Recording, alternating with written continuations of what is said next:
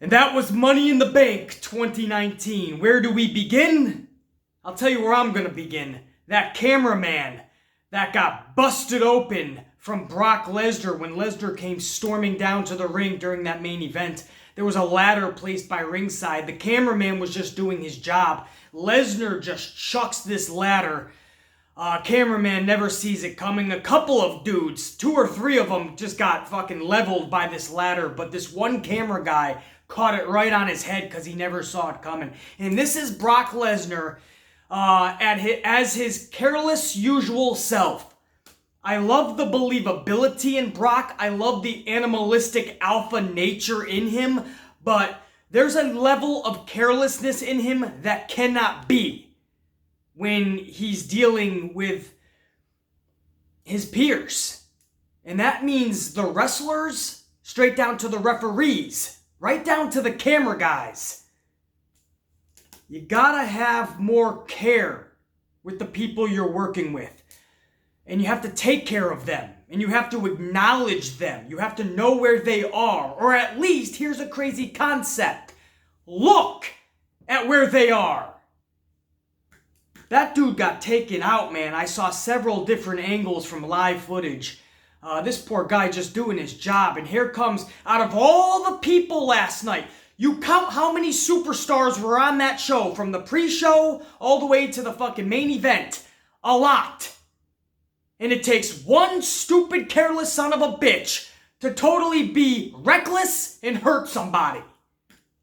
Unfucking real. Anyway, I just wanted to get that off my chest. Thank you for allowing me to say that. And we really do hope that cameraman is okay. Several referees calling to the back, throwing up the X. The ringside doctor had to help him out. It looked like toward the end of one of the video clips, he was sitting up. He was trying to tell people what happened and you know, pointing to his head. And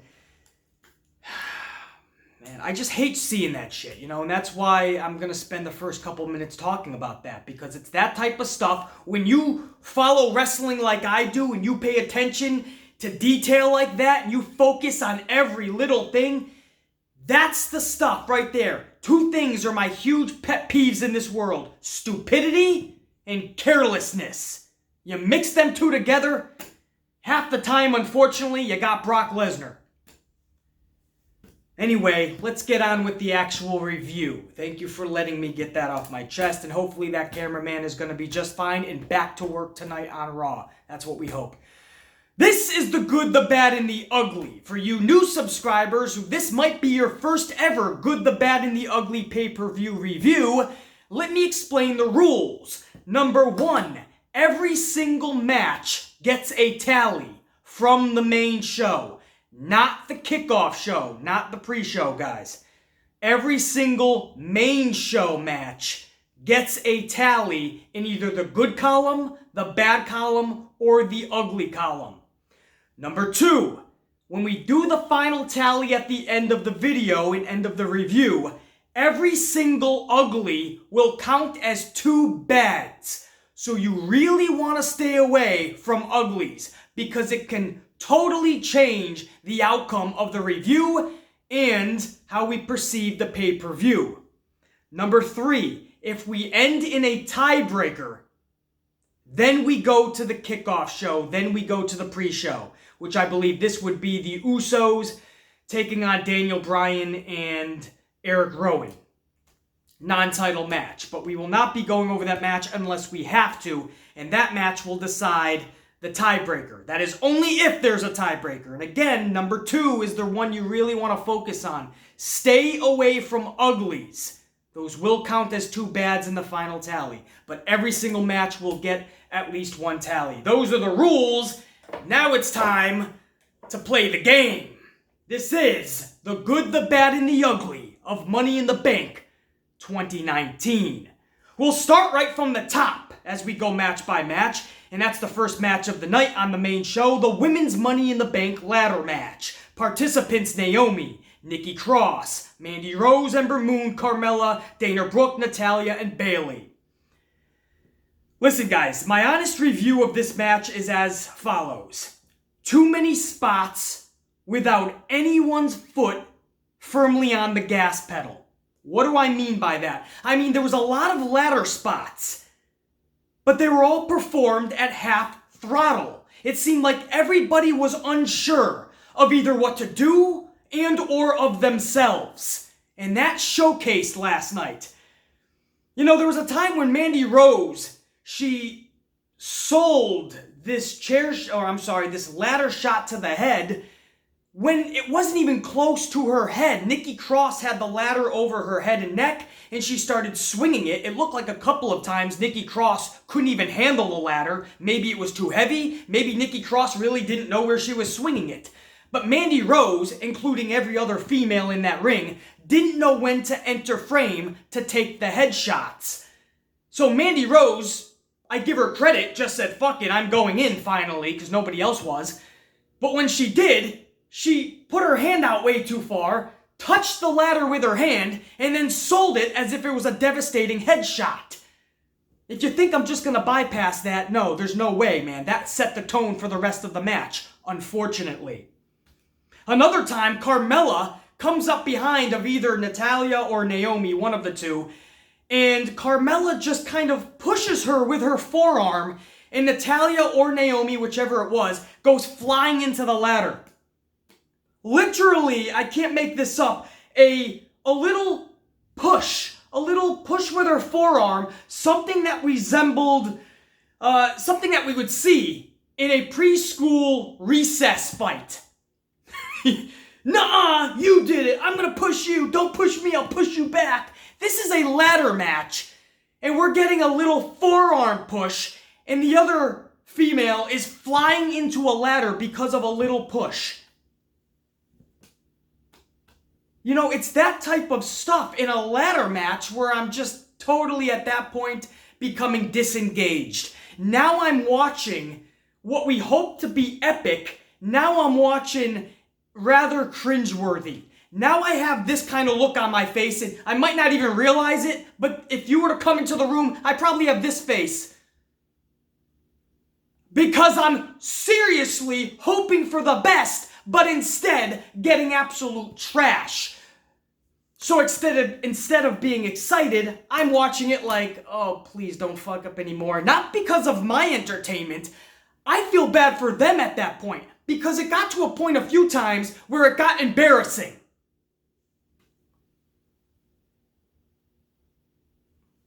You almost want to look away.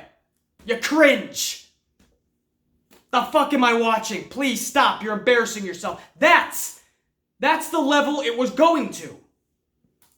Now, there was a few positives. Naomi, she went full throttle, or tried to. The problem with that is everyone else, she had to go back to half throttle because nobody else could keep up with her. But Naomi at least tried.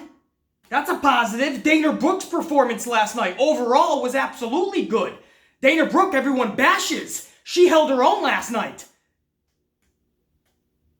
She showed her improvement, and she proved she could hang and belonged in that match. Nobody this morning can say Dana Brooke ruined that match.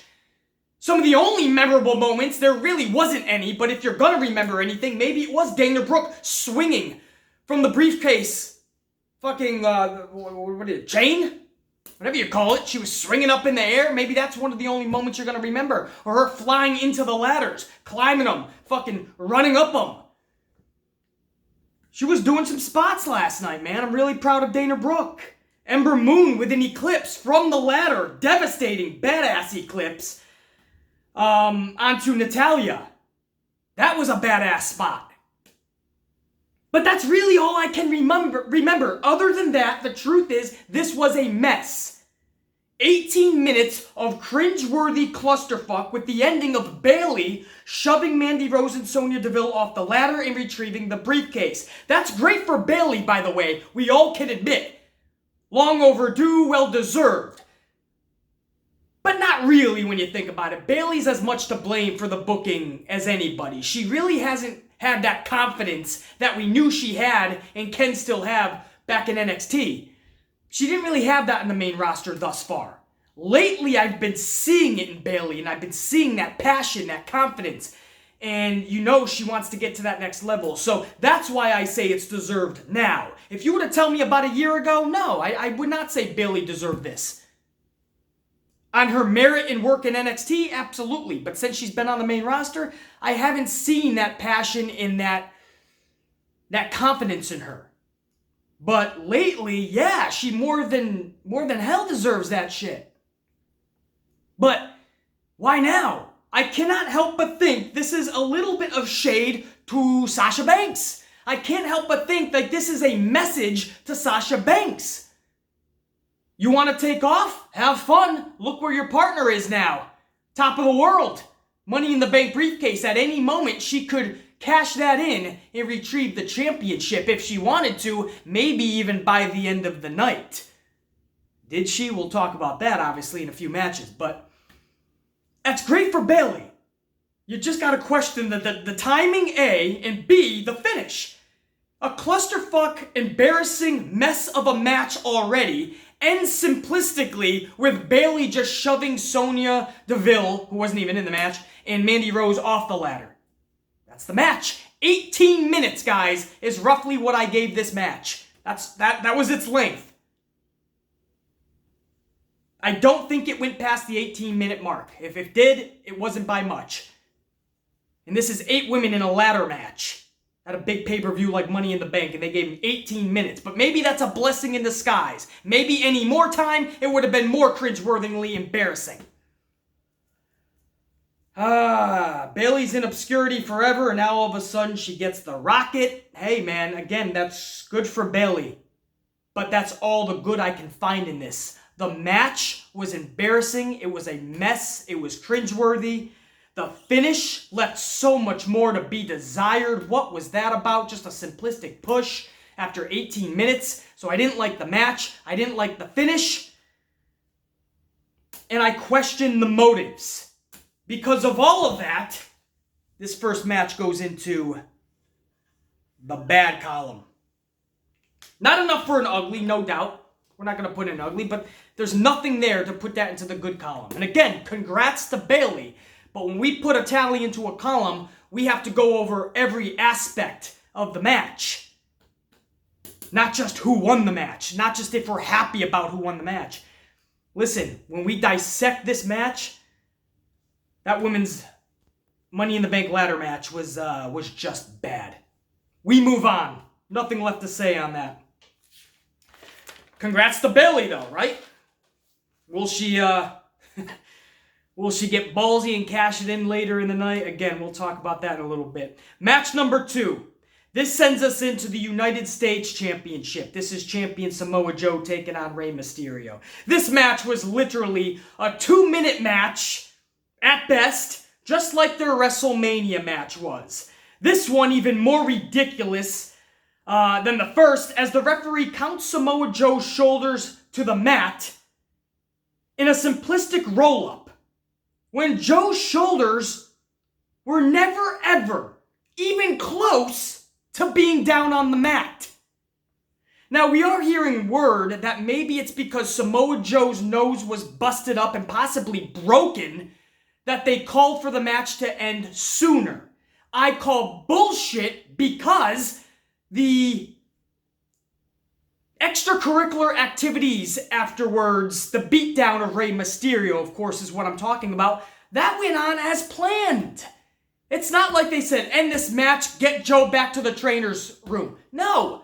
Business as usual. Samoa Joe kept a beating on Rey Mysterio, took some more fucking bumps on him, played to the camera. It went on into the extracurricular beatdown activity lasted longer than the match.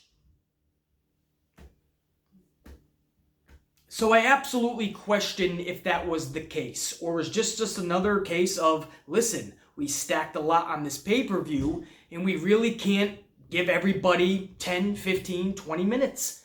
Possibly. But if that's the case, you just had at WrestleMania them have a 60-second match. And I can go even further. Nobody needed to see Rey Mysterio and Samoa Joe at Money in the Bank anyway. So again, just like the women's match not going more than 18 minutes, maybe this 2-minute match was a blessing in disguise. We don't like to hear things like Samoa Joe being injured, but maybe it's a good thing it didn't go more than 2 fucking minutes. I question that was a call from the back. And if it was a call from the back, then I think that we have hit a generation where every little bump and bruise is going to end the match now. You know, you got to let these guys perform. And then afterwards, you go back, you do all your testing, and then you go from there. But you got to let them be men, man. Be women. Go out there, bust their ass, and finish what they started. You're not going to tell me that after 60 seconds, a guy busts up his nose a little bit. In the back, everyone's crying like bitches. End the match. End the match. Is this pro wrestling or is this ballet? Is this Disney on Ice or is this WWE? Or maybe WWE is turning into Disney on Ice. I have no idea. But I question why this was just a 2-minute match. Was this a call from the back because of Samoa Joe's injury? Or is this just what they had planned? Either way, the extracurricular activity beat down on Rey Mysterio. That was the bright part of all of this. Samoa Joe just loses his championship in 2 minutes. So Samoa Joe loses another big match, and on top of that, loses his championship. In a simplistic roll-up where his shoulder isn't even on the mat, not even close. The referee doesn't even look. Isn't that his one job, is to look at the shoulders? Not even looking. He's like looking at his Domino's order that he just pre-ordered online and he's counting. Oh, fucking extra cheese. When did I say that? That was it. He wasn't even looking. The whole thing was just ridiculous. And then afterwards, you have Dominic, Rey Mysterio's son, come down to celebrate with Rey, which still, I don't know why every single event, Rey Mysterio thinks it's bring your kid to work day. Dominic is just showing up to every single one of Rey Mysterio's matches. Not just in the front row and Rey invites him in the ring like we see some kids do in fucking their dads or whatever. No, this is Dominic like chilling next to Vince McMahon at Gorilla and then just going, Vince, I'm going down there. What? Oh, okay. You got free camera time. Tell Rey I said hi. I'll see him when he gets back here. I mean, Dominic is just showing his fucking, calling his own shots. He's just running down the aisle whenever he wants. Yeah, Dad, good job, man. Oh, am I on TV? Hard camera? What's up? Jimmy! Julie, what's up? I'm on TV, bitches!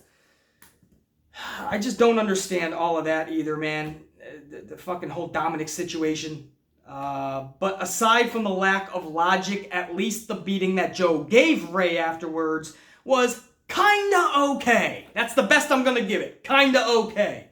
Right? Did that save face for Samoa Joe? Absolutely not. Even with that US title, he was losing all of his matches, it seemed. And now, on the big stage here at Money in the Bank, 2 minutes, he loses it to Rey Mysterio. I don't care what the reason was. Because he was busted open, or was that the plan finish? The bottom line is, Samoa Joe is booked like a fucking clown.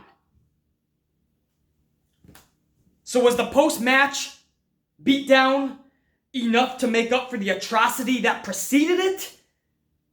Absolutely not. This whole thing was a joke. That goes into the bad. So the first 2 matches are in the books, and the first 2 matches, unfortunately, were pretty fucking bad. So now we go into, and again, the reasons I already stated.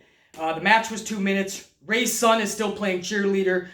Joe loses another big match and his title. Just too much bullshit for 1 5-minute segment. That's right. I can't even call it a fucking match. Just like a segment. We go on to match number 3. This is a steel cage match. This is Shane McMahon taking on Miz. Listen, this was just a brutal physical war between these two, as I knew it would be. There's something about these two together that is just sheer, pure magic. A believability that you don't often see in a feud, in a rivalry, unfortunately. I would love to see more of it. There was one point where Shane was falling head first from the top of the cage to the mat, and I seriously thought his head was going through the mat. A risk taker to the highest degree. I love that about Shane, man. He doesn't need to be. You're talking about the boss's son. He basically has the company, the world, by the balls. But he chooses to go out there and take the risk, take the chances, and entertain us, man. And he does every single time. You mix him in there with The Miz, it's a badass duo. Now, I did think this was going to be the last match between these two. I thought the steel cage would be the culmination, but after the events of last night, it looks like they're going to continue on, at least Saudi Arabia and maybe even more. But I thought the match was very physical and another good match between the two. Now, the ending was absolutely anticlimactic, no question. Shane literally slips out of his shirt and out of the clutches of The Miz. Both feet touch the outside, Shane wins. I'm obviously okay with Shane winning, but it could have and should have been a lot better. It left a lot more to be desired. I will completely agree with anybody and anyone who is thinking that way. There's no question the ending was just kind of shitty. And that's a shame because the match was actually good, I felt, and the chemistry, believability, all that was on point. And again, it just looks like they're going to continue this feud. I really thought the steel cage was the best place to end it, but because I do like these two, especially together, I'm okay with seeing another match or two if it's done properly. And again, this probably even in Saudi Arabia for the Super Showdown. Despite the finish, the chemistry, the believability, and the physicality was good enough for me. That is going into the good column, and after 3 matches, we finally have a good. It's about fucking time. Can we keep some type of can we get some type of momentum finally going here? Let's find out in match number 4. Match number 4, this was the Cruiserweight Championship. Tony Nese taking on Daivari. Decent wrestling match between two guys I didn't need to see in the middle of Money in the Bank pay-per-view. That's the truth, guys. I know that's going to be hard to hear for a lot of you, but listen, this was 10 minutes at best, ending with Tony pinning Daivari. Nothing special, nothing memorable.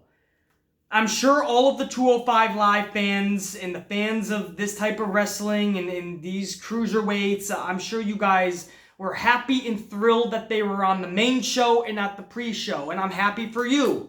Golf clap, honestly. But what the fuck did that do for that pay-per-view, man? Who was captivated by Daivari? It's rhetorical, nobody. Who was captivated by Tony Nese? Rhetorical, nobody. I'm throwing no shade at them. They're good wrestlers. There's a million good wrestlers in this world. Go down to the local bingo hall and catch your local Danny Dipshit Dugenheimer and Billy Buttfuck McGee. They're actually really good superstars. Horrible names, great superstars. Probably not going to get anywhere, though. Personalities of a grapefruit and an orange.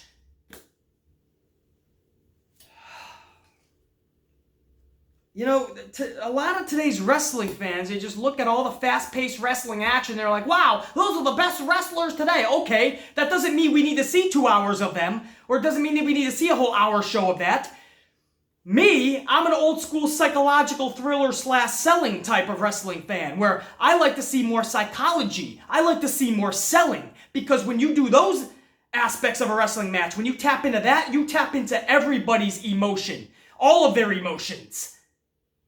You don't just tap into excitement several times in a match, because the fast-paced, pillar-to-post action that you see in today's younger cruiserweight style action, yeah, you get a lot of excitement several times during a match, but you're not really tapping into all of the emotions that we could be going through in a wrestling match, like Bret Hart, Steve Austin, WrestleMania 13, or Shawn Michaels, Undertaker, WrestleMania 25. Those are a couple of matches in a plethora that I could tell you guys to go back, watch, research, and take in. Not even live. Here we are decades later, and you guys will know what I'm talking about. When you can tap into so many emotions like, wow, maybe he did get caught by that blow. Maybe he is really injured. Who knows if he's going to be able to overcome this? He looks down and out. When you can really get involved in a match like that, that is something special. But in today's wrestling, it's so fast-paced, it's so pillar-to-post. A guy can take a super kick square in the mug that would knock somebody out in real life, get right back up, take 4 more, then go up to the top rope, take an inverted suplex, then get thrown through 3 tables, and 10 seconds later still be standing. That's the truth. And that's the shit we gotta calm down on. I'm not blaming Tony Nese and Daivari, by the way, on this. Those are 2 guys that aren't over the top insane with their high-flying flips and dives like maybe a Ricochet or an Ali. But I'm just saying, like, that's what a big niche of today's wrestling fan is really loving, and they're crying when these participants are not on the main show, but the truth is, put them on the main show for what? Because they earned it? Because they deserved it? There's a lot of wrestlers in the world today that doesn't or aren't necessarily associated with WWE that are fantastic wrestlers that deserve the world. But when you're talking about a 3 or 4 hour show with so many superstars, you better be putting people on that show that are going to captivate us on every emotional level. Tony Nese and Daivari, this is the cold-hearted facts here, guys. You're probably not going to want to hear this. They are not doing it for most of us. I assure you. That match got nobody out of their seat going, wow, I need to see more of these two. But I'm not going to be a player hater here. So many people were happy that they finally got a main fucking show match and they weren't on the pre-show. So for you guys, I'm doing this. Don't ever say I didn't do anything for you. I'll put that into the good. Because I'm not a player hater. I respect Daivari. I respect Tony Nese. But if you're going to put them two on there, then where does it end? The next pay-per-view, or maybe in Saudi Arabia, are we going to see Billy Buttfuck McGee and Danny Dipshit Dugenheimer from the local bingo hall? Where does it end? If you're a wrestler, it doesn't matter your level. Shit, if you're a wrestler, you're on the main show at some point. We want to give everybody a turn because everyone deserves it. You've been wrestling for a while, and you're actually good. Doesn't care if you don't have the personality to captivate anybody. Obviously, they don't give them the time of day on the actual shows. If they just get people, if they give them a chance, people will gravitate toward them. No! First of all, if they don't give them the time on the actual shows, then they shouldn't be on the pay-per-view anyway, on the main show. You have to start with giving them actual time on the weekly television shows. I hope that makes sense. And number two, what makes you think just throwing them on the main show to have a match like they did last night for 10 minutes, that's going to captivate anybody? I don't know anybody this morning that didn't know Tony Nese and Daivari, that saw that match last night, and that are honestly going, I need to see more of that. That's the truth, man. We can argue till the fucking sun comes up like I always do with this type of fan. I'm always going to be right because I research this shit. And every time they are given a big spot on a pay-per-view, this isn't the first time they've had a main show match, guys. The ratings don't go up, or the network subscriptions, nothing, for 205 Live the next week, or several weeks after. They don't, because nobody gives a fuck. Ricochet, there's certain guys, absolutely, they could captivate you, given the time. Ricochet is one of those guys, man. Ali, possibly, he's got to work on his charisma and personality a little more. Work on that mic. He could be something like a Ricochet, man. He's already something, no doubt. But I'm talking about if you're going to make him and make us believe that he's a larger-than-life superstar, come on, man. There's a lot of work that needs to be done. You can't be just parading weird matches in between championship matches like Owens and Kingston and Seth Rollins and Styles, and oh yeah, Daivari and Tony Nese. And the 205 Live guys are like, yeah, it's about time. This is wrestling. No, it's not.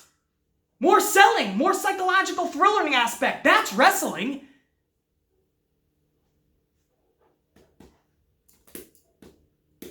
But I gave you guys a good, but I'm telling you right now, for future reference, if 205 Live wants to make a real impact, they're going to have to do better than Tony Nese and Daivari. I assure you, that's all I'm saying. Moving on, match number 5. This was the Raw Women's Championship. Becky Lynch champion taking on Lacey Evans.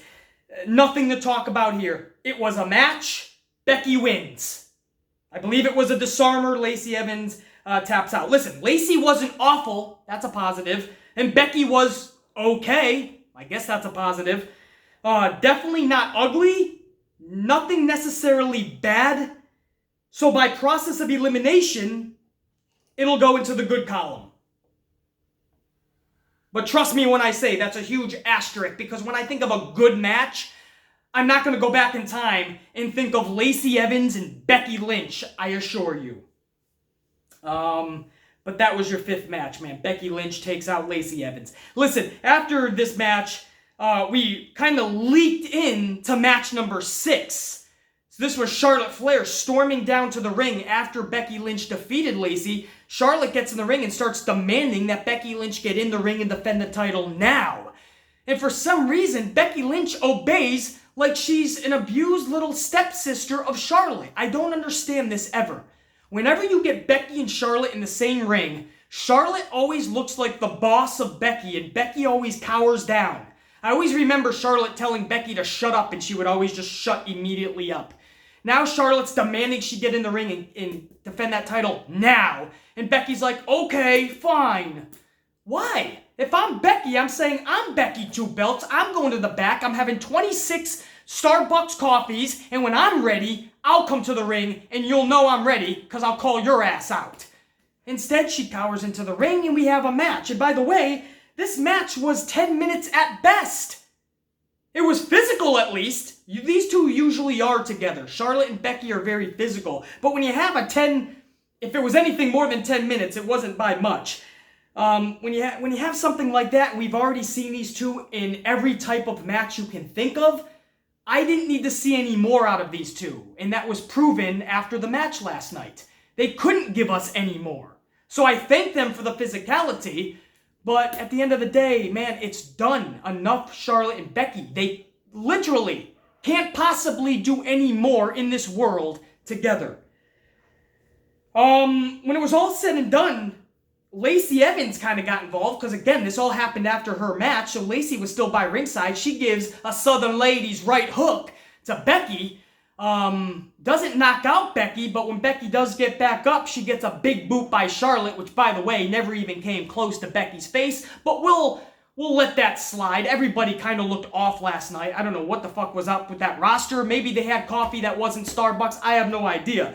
But Becky Lynch gets her head taken off by Charlotte, supposedly with the big boot, after Lacey Evans' right hook. And we have Charlotte 9 times as Charlotte Flair defeats Becky Lynch. Becky now becomes Becky 1 belt, as she only holds on to the Raw Championship at this point. Charlotte becomes the new SmackDown Women's Champion. A melee kind of unfolds afterwards where Lacey and Charlotte started beating up Becky Lynch. This brought out the newly crowned briefcase holder, Bayley. Nobody expected Bayley to cash in there, though, because it just didn't feel right. You know what I mean? The fans didn't pop that much. It just felt like a weird situation. It dragged on, so nobody honestly thought Bayley was going to cash in, but there was a time where Charlotte actually went down and out. She got chucked into the post. Charlotte was down and out, and Bayley's looking at the briefcase. Fans started to get a little more excited, like, oh, it is a possibility, but nobody honestly thought she was going to cash in. She takes the briefcase, she actually gives it to the ref. I'm still thinking, even though the briefcase is in the ref's hands at this point, I'm thinking there's no way. It doesn't feel right. Sometimes it's fun when somebody just wins the briefcase and they actually cash it in that night. This just didn't feel right. The crowd wasn't buzzing as much as they could have been. But no, the ref actually rings the bell. Nothing is official until the bell rings. I've learned that with that briefcase. I've been excited so many times, but they didn't ring the bell, and then some schmozzery ended up happening, so it didn't happen. So I knew, until that bell rings, no, it's not happening. And everybody around me that I was watching with, they were all like, oh, it's happening. I'm like, no, man, not until that bell rings, and I assure you, it's not ringing. No, the referee rang that bell, and I was like, what the fuck? Now? They're doing this now, man? It just didn't feel right. Bayley goes up to the top rope. She delivers her Macho Man flying elbow. Charlotte panics, and if you go back and watch this, Charlotte is getting up into a sit-up position as the elbow comes down. So she totally fucked up Bayley's moment. It totally looked like a horrible flying elbow, and it probably was going to be good. I don't think Bayley fucked up. It looked like Charlotte was totally coming up, panicked. So it was a botched finish, and then a 1-2-3. Bayley wins the SmackDown Women's Championship and successfully cashes in. Again, just like I said when she got the briefcase earlier in the night, congrats to Bayley, man. That's awesome for Bayley. With this newfound confidence in hitting on all cylinders, this Bayley does deserve it. 6 months ago to a year, I probably wouldn't be saying that. But this Bayley does. But I can't look at just the victory by Bayley and say that this was all done correctly. This was weird. First of all, I would not have Becky 2 belts become Becky 1 belt so soon. Why? Just to make Charlotte a 9-time champion? And then you have Bayley cash in immediately in an atmosphere that just didn't fit. Charlotte botches the finish. It just didn't feel right, man. There's so much that went wrong there, and they dragged it out. I could see if Bayley just came out of nowhere, shock and awe fashion, you know? And 10 seconds later, yeah, she's cashing in, the bell rings, and she does her move or two, and that's it. But this kind of dragged on. We knew Bayley was coming because it was a 2-on-1 beatdown on Becky. So you knew Bayley was going to come down. Bayley comes down. They fought a little bit before the ending sequence. That's what I mean about it dragging on. To the point where the buzz that the fans had when Bayley did come down, that was completely dead by the time Bayley gave the briefcase to the ref. Then, obviously, enthusiasm started to kick in again, but nothing close to what we've seen in the past with cash-ins. So I'm kind of all over the place here, but so much happened. And then again, getting lost in the shuffle is Charlotte winning the championship and then immediately losing it. So she became Charlotte 9-time, and you know she's going to get it again just to become Charlotte 10-time. By 5 years on the main roster, Charlotte is going to have more championships than her father, which currently has the record at 16. I mean, it's just mind-boggling to me, man. How many championships Charlotte has had, and I don't know if Vince is like, see, she's going to be the most decorated champion of all time, 10 already, or 9 already, soon to be 10. But other people can look at it like, yeah, she also lost it fucking 9 times already, you know, like she can't hold on to the shit maybe. But I just don't like Becky losing it like that to Charlotte, and then Charlotte loses it just to get it back in another month probably. I don't know where I stand on this, guys. I think the whole sequence is going into the bad column. As far as Becky losing the strap, it being like a 10-minute-ish match, nothing special about the match, and when we've seen Becky and Charlotte in so many special matches, you're going to have to try to top that. I think they knew they couldn't, so they didn't even try to top their old matches. That mixed in with Charlotte immediately losing it, which is just setting her up to win it again. I don't like what's behind all of this. This is absolutely going into the bad column. Sorry, Bayley. Bayley! I'm sorry, man. Should we give Bayley her own good, man? I mean, Bayley did have a moment there, and it shouldn't be taken away, you know? Maybe we should get... I mean, technically, that was its own match in a roundabout way. Right? It's a cash-in. Ah, fuck it. Bayley had a... I'm feeling generous. This doesn't happen often, guys, alright? We'll give Bayley a good. The cash-in was cool for Bayley, man, right? I mean, we gotta... Again, I can't help but think this is some shade or a message to Sasha Banks. How is this happening now? It took Sasha Banks leaving the company for Bayley to win a briefcase, to win a championship, to be on top of the world. Shit, I know they're best friends, but Bayley's probably subconsciously thinking, shit, I love you, Sasha, but man, you should have left 9 months ago. Fucking A, I don't know what's going... I mean, this is probably Vince sending a message to Sasha. I have no idea, but what the fuck? Bayley's in obscurity for 2 years, basically. She's in a tag team that even with championships, Vince isn't giving the time of day to. All of a sudden, Sasha flips out, she leaves the company, and Bayley's on top of the world. I can't believe it. But the sequence of that Charlotte-Becky match goes into the bad. But Bayley actually cashing in, it's a cool moment, man. I'm going to put that into the good. So that was your match 5 for the Raw Women's Championship and your match 6 for the SmackDown Women's Championship. And a successful cash-in by Bayley. We'll see where we go from here, but I truly believe where we go from here is Charlotte Flair winning that belt back. Charlotte 10 times. Oh, this is a doozy. You're going to love this.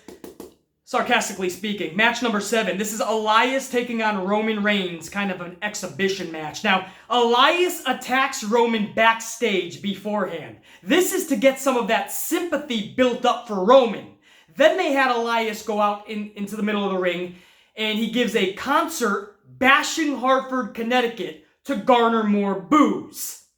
So we have sympathy mixed with hatred for Elias, and Vince is hoping that Roman will get a hero's welcome in Hartford.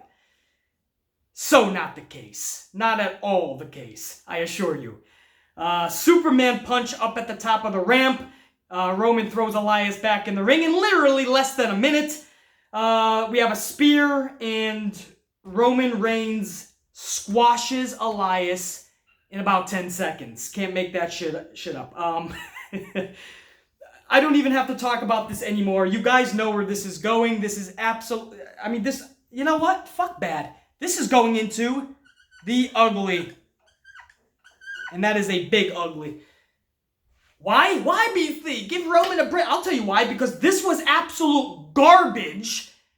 And Elias deserves so much better. How's that for reasons?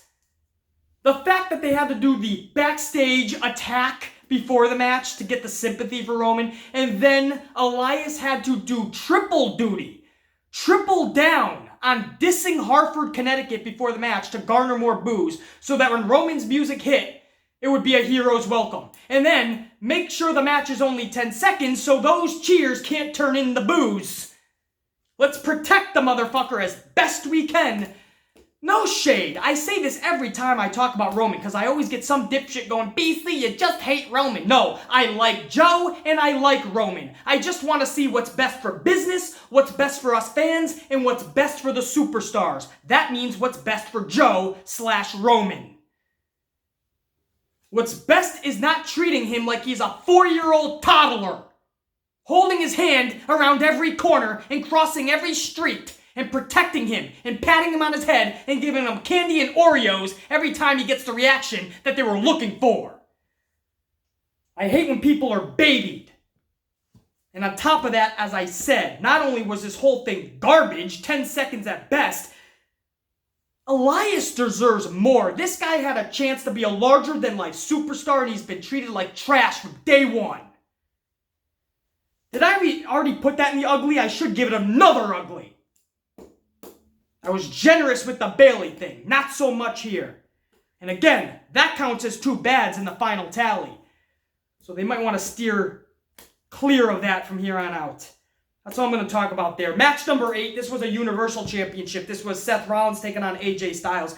This is why I love pro wrestling. This match was just fucking beautiful. 2 guys that we know can go full throttle, actually going full throttle. There's a concept. Unlike Shinsuke and Styles, which just didn't deliver for me, Styles and Rollins absolutely delivered. Give me Rollins Styles the rest of the year and I'm good, honestly. I thought the Styles clash from the stomp, in other words, Rollins went for a stomp and somehow that got catapulted into a Styles clash. It was an awesome sequence. I thought that was it. I thought, and no! But Rollins was able to actually kick out of that. And not only did Rollins survive, but he set up for another stomp. He nailed it. And he actually scored the W over AJ Styles on just the stomp. So Styles laid down clean for Seth Rollins in rather simplistic fashion. I know, BC, it's the stomp. What do you mean simplistically? Yeah, but it wasn't like 2, 3, 4 of them. Which I'm glad. You know, we're starting to see a lot more of that in wrestling today, where everyone's finisher is performed 4 or 5 times. That has its placement sometimes, but you can't do that in every match with every superstar. So I'm glad that it was an old school ending. Styles just said, hey, I'm going to lay down for you on just your maneuver, man. First, I'm going to counter it into a Styles clash. You kick out, give me another stomp, and this time succeed. I love that. These are 2 professionals, went out there, put it all on the line, put an unbelievably fantastic match for all of our pleasure to watch. And at the end of the day, it was a classic finish. Styles comes up after the match as Rollins is celebrating as if he's going to attack him. Rollins catches it. Styles extends his hands. Styles is screaming out to Rollins, do you know how hard this is for me to do? And Rollins is just like, all right, man, thank you. They shake hands. Styles walks out. It was just, everything about this was just a classic. The wrestling match was badass, epic, phenomenal, if I may use that pun. It was absolutely phenomenal. And on top of that, the finish, the extracurricular activities afterwards, everything was just a classic. And for an old school guy like myself that loves that type of shit, I could watch that 2-3 more times this year if you want to throw those two into the ring, man. You know, we don't want to overdo it. You know, we want to keep it special. But if you want to throw them in 2 or 3 more times this year, I won't be complaining. That was just, did I even, is there any, only because I don't have a phenomenal section? That goes into the good. So we have a full 5 tally so far in the good. That's good, man. It seems like I've been hooting and hollering a lot in this video so far and not so happy, but we do have 5 good. So that is good. Right now we have 3 in the bad, but an ugly counts as 2 bads. So technically that's also 5 bads. So right now we're tied. If we stay tied at the end of this, we got to go to the pre-show. But yeah, for those of you that are wondering why I don't have like a great section, like we have good, bad, and ugly, why not have a great? The reason, guys, there is a reason. It's because WWE the last several years has not given me a reason to have a great section. Until they start to continuously show me that they can put together great things and moments and matches, that's how it's going to stay. So that's the reason I don't have a great, guys. Otherwise, I would have put that match in it, no question. Match number 9. Or not so much, right? What am I talking about? Well, match 9 was scheduled to be a 6-man tag match. Or was it really ever scheduled to be? Not so fast. This was a Summer House Lucha Underground Party, whatever they want to call themselves, versus nobody, really. They were promoting it as a 6-man tag match that nobody even knew was taking place. We quickly found out why this was happening. Lars Sullivan ends up coming down to the ring and in about 60 seconds annihilates every party goer. So all 3 of the Summer House Lucha Underground Party, they're annihilated. Just like Samoa Joe, somehow, in like 60 seconds, Lars had his head busted open as well. So these big boys went out there and in just seconds they're getting busted open. The only reason this will go into the good is because they're actually building a wrestler. There's a concept. But I am going to put it in the good, guys. Again, BC, what the hell, really? I know. The only reason I'm going to reiterate is because they actually dedicated whether we like Lars Sullivan or not, and I made a whole video about him and his controversy and drama. Go check that out. It was a couple videos ago. I believe that was actually the, was that my last podcast video? Episode number 17? I think it was that. Go check it out. But I detail all of that drama and controversy. But the fact that they dedicated a whole section of their pay-per-view, and this is what we need to see more of on the television show, to build a superstar, that I'm actually down with. Again, maybe not so much for who they're trying to build and the way they're going about it, but they're actually trying to do that again. There is a concept.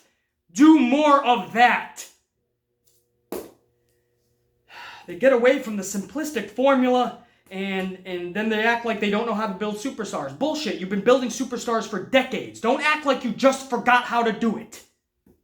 So that's the only reason that's going into the good, guys. Sometimes it's good for extracurricular activity during the pay-per-views. The official 9th match, however, was Kofi Kingston, the WWE Champion, taking on challenger Kevin Owens. This was good like I thought it would be, but unfortunately, nothing more. It left a lot more to be desired. That seems to be the theme of Money in the Bank this year. It left a lot more to be desired. This Kofi Kingston Kevin Owens match was actually good. I could watch them another 5, 10, 15 more minutes. It just ended kind of abruptly. You know, the ending just felt flat to me. And it was with Owens just losing 1, 2, 3 after having the upper hand for so long. And then all of a sudden, Kofi gets it, and 10 seconds later, he defeats Kevin Owens. So it's weird. It was good, but it just left so much more to be desired. I think that's the best way to put this. But again, I did say it was good, and it was. Kevin Owens and Kofi was good. I guess I was just, I don't think it's greed. I don't think I was being greedy. I wanted more out of these two. I really think that these two can give us more. Maybe they're going to have a couple more matches in the future, just like Shinsuke and AJ Styles that first time at Mania, where we found out Vince said, tone it down, don't give them all you got, we're going to drag it out. Maybe they told these two that. I don't know. You know, it just, man, there was nothing special about that. And again, that's just one of the themes last night. Last night's Money in the Bank left more to be desired. There wasn't anything really special, not too much that was memorable. aside from Bayley that we went over, maybe, and Brock that we're going to get to, man, I just can't think of too much. But, I mean, there's enough of so good that's actually getting this thing through. But, I don't know. I'll shut up about it. That Kofi and Kevin Owens match, it was good. It just left more we could have seen. It's frustrating. It really is, because I know what these two can give together. And of course, we are talking Baron Corbin, Finn Balor, Ricochet, Andrade, Drew McIntyre, Ali, Mustafa Ali, Randy Orton, and there's no Sami Zayn because he got attacked backstage supposedly by a furious Braun Strowman. So there was no 8th participant, but we would come to find out that there will be in the final 10 seconds of the match, which drew a firestorm from the universe of WWE. We'll get to that at the end of the match. First and foremost, let me just say, the match itself, so physical, man. This was a physical match. Everyone went out there swinging and trying to steal the show. Ricochet took every friggin' bump you could imagine in this match. And how about that sunset flip from Andrade to Finn Balor from the top of the ladder onto another ladder, where Balor comes crashing onto the ladder, catapulting back into the air like he was on a trampoline. That was badass, man. Then Andrade goes back up the ladder and he takes a Spanish fly from Ali. Just two of many memorable moments in this match. I could keep going, and luckily for you, I took so many notes, I am gonna keep going. Try to keep up. Corbin explodes Ali through one of the announce tables via chokeslam, then gets in the ring, chokeslams Finn Balor into another ladder inside the ring, crashing back first, shattering Balor's back, as if it wasn't already shattered from what Andrade did to him earlier in this match. Corbin then hits a deep 6 to Ricochet on the outside. Then McIntyre and Corbin start trading blows. McIntyre finds his way back into the ring where he finds Balor and suplexes Finn Balor into another ladder, back first. At this point, I don't know how Balor's back isn't broken. It's beyond me. McIntyre then literally catapults Ricochet from inside the ring, over the rope, crashing through another ladder. RKO out of nowhere at this point to Drew McIntyre. Corbin somehow gains control. Ali takes out Corbin. Ali goes for it all. He touches the briefcase, and Brock Lesnar's music plays throughout the XL Center in Hartford, Connecticut. Everybody, and I assure you, you can go back to any live footage of this event, of that moment. Everybody rose to their feet. Everybody had their cell phones. Everybody yelled out, "Oh shit!" So if you think Brock Lesnar doesn't have star power or quality, you are sadly mistaken. That is not why us tried and true pro wrestling fans, the diehards, that's not why we're upset today. It's not because we don't believe there's star power in Brock Lesnar. It goes much deeper than that. And I'll get to that in a second, but let me finish off the review of this match first. So Brock comes storming down to the ring with Paul Heyman by his side. As I mentioned at the top of this video, totally careless, takes a ladder and shoves it to a bunch of cameramen. One cameraman totally goes fucking down and out. Medical staff is by him, referees, everyone's thrown up the X.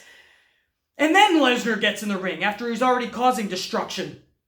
He gets in the ring, he chucks Mustafa Ali. Ali goes fucking crashing into the ring rope. There's some reports that Brock injured Ali. If that's the case, then it was after the match with extracurricular activity, because just pushing the ladder? No, Brock did everything he was supposed to do. He just pushed that ladder. And Ali looked like he took the bump just fine. Did a little backflip afterwards and exited the ring. So I don't see Brock injuring him, unless there was something that was done afterwards. I didn't hear about that yet. But he takes out Ali, and then he kind of goes to up the ladder. Now, we finally found something that Brock Lesnar fears, and that's heights. He did not look comfortable on that ladder. He thought he could get it by kind of shortchanging the ladder, but he couldn't reach, so he had to go up one more rung. He finally gets up there, he unclenches it, and then he turns, because Paul Heyman's yelling at him, hard camera, hard camera. You see Heyman get in the ring. Brock's looking at him, he yells hard camera, and Brock has to turn around. And he sits on the ladder. He's probably happy as hell that he's sitting down and everything's okay. He probably doesn't want to move a muscle. And that's how we faded to black and off the air. Brock's looking at the hard camera. He's got his new briefcase. He is the winner of the 2019 Men's Money in the Bank briefcase match. And he has earned, I use that loosely, a title opportunity whenever he chooses, whenever he pleases. And again, that's how we went off the air. Everyone is irate, but we'll have to see where we go from here. The match itself is obviously going into the good column. However, I have no choice. I am a Brock Lesnar fan, by the way. Anybody who follows this channel religiously from day one.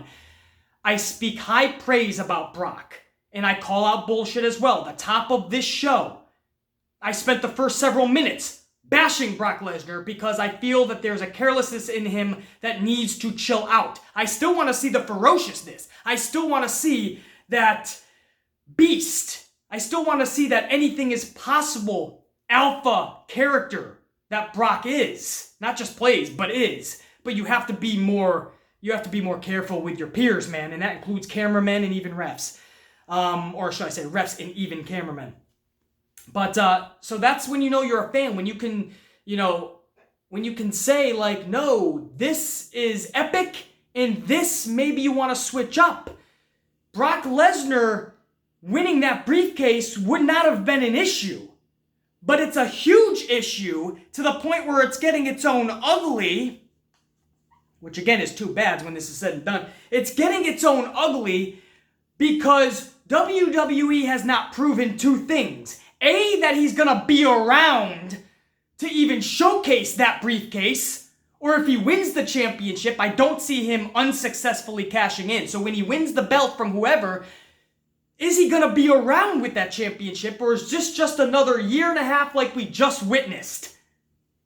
So they haven't proven their new model. Is he gonna be signed for a lot more dates?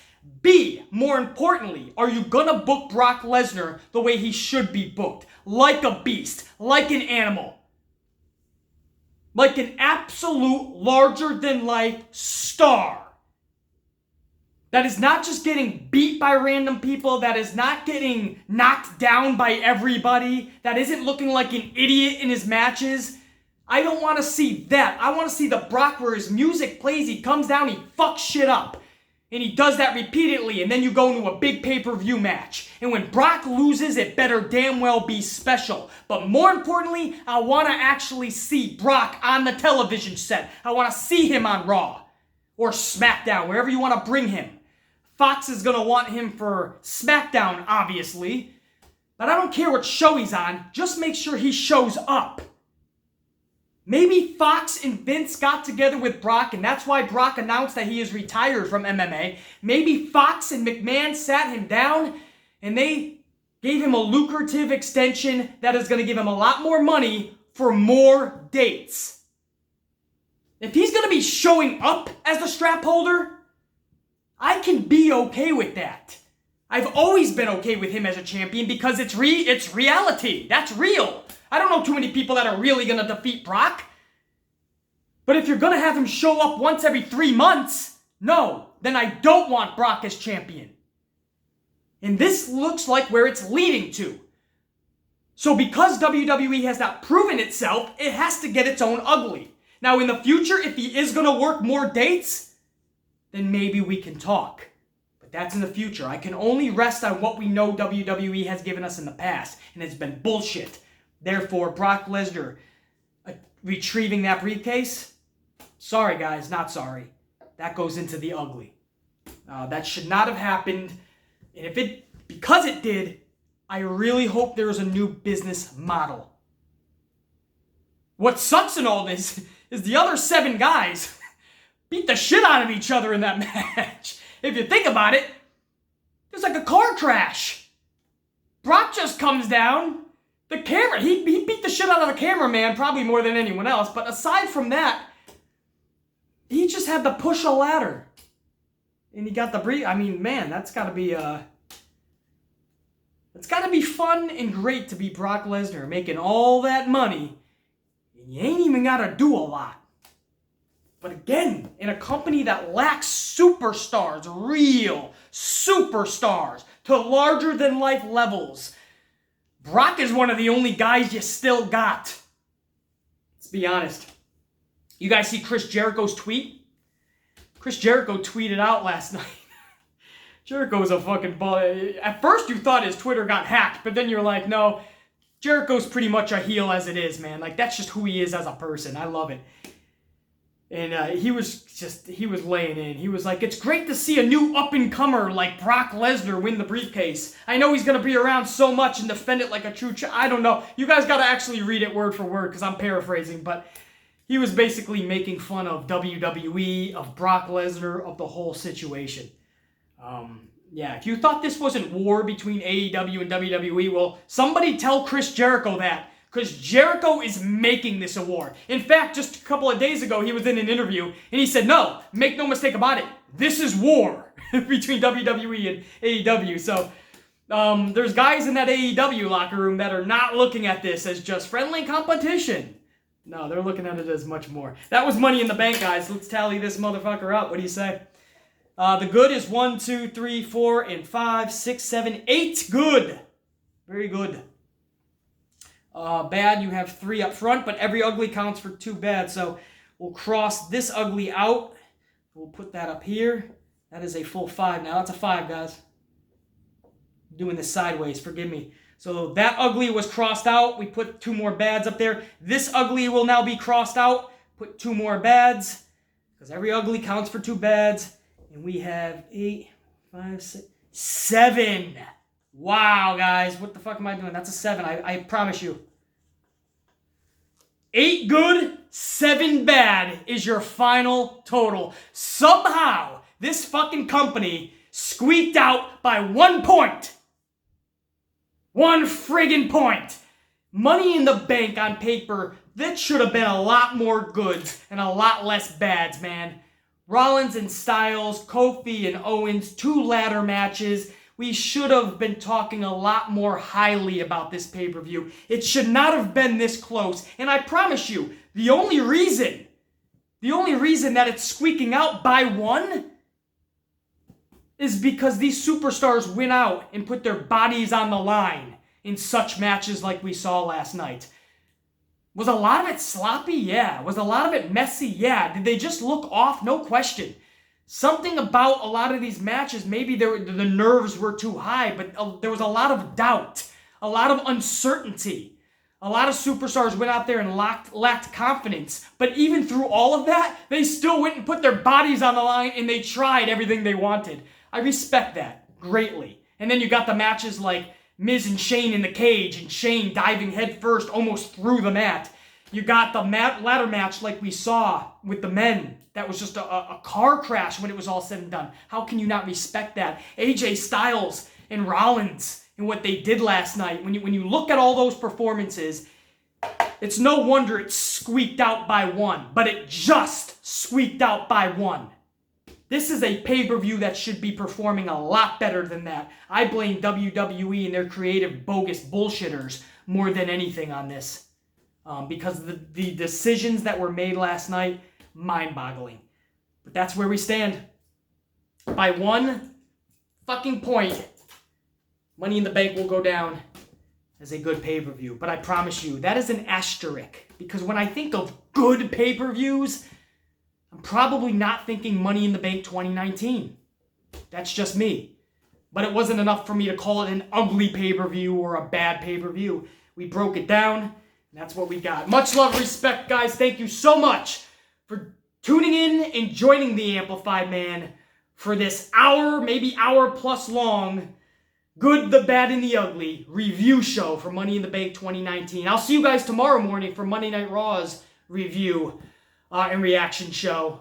I can only imagine what WWE is going to put out there over the next 3 hours later tonight. But we'll see.